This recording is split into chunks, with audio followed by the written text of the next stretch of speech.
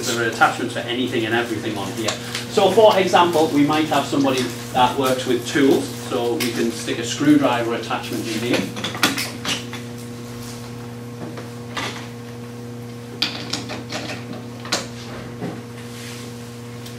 Do we have anybody that works with tools? Anybody used a screwdriver before? Everybody's done that, yeah. You look like you've used a screwdriver before. Come on, have a go. So obviously with a screwdriver you're not going to get an eccentric kickback, it's just going to be concentric and concentric. But let's say for instance you work on a production line, and what we're going to do is we're going to bring this down. And it might not be a nice easy access production line, it might be something where you've got to work under the hood of a car, you've got to work underneath, so this thing could go up and you could be working underneath. So we could get your line on the floor and working on it as well. Should we get a line on the floor working on it? You can see who your fans are in here.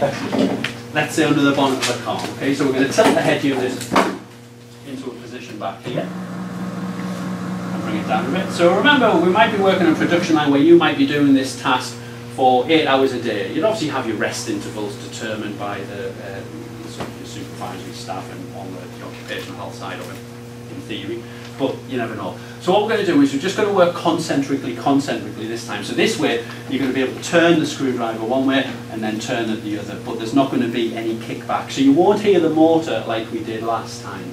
I'll drop that force a little bit to start with, and I'll sync the two of them as well.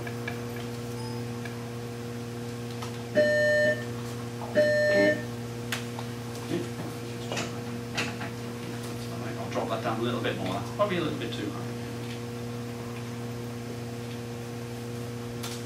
Okay.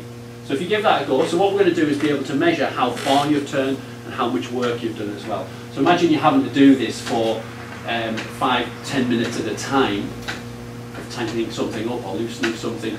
So if we just go one way, so just keep turning it the same way, so imagine you're loosening or tightening something. So it doesn't matter, you don't have to always come back the same way with this device. So exactly the same, just go for it again, start twisting that. So how does that feel? A bit harder. Yeah, quite in a minute. So we can lower the force a little bit there as well, so let's drop that down and try that again. A little bit easier. So we can assess somebody's physical capability of undertaking a specific task. If we get a jar of sauce and we measure how much torque it takes to twist off that jar of sauce, we can replicate that on here. And you can potentially train somebody up to that as well. So we start with 1 Newton meter, and over the course of time we up it to 2 to 3 to 4, and then eventually see how they're able to unscrew that jar top as well.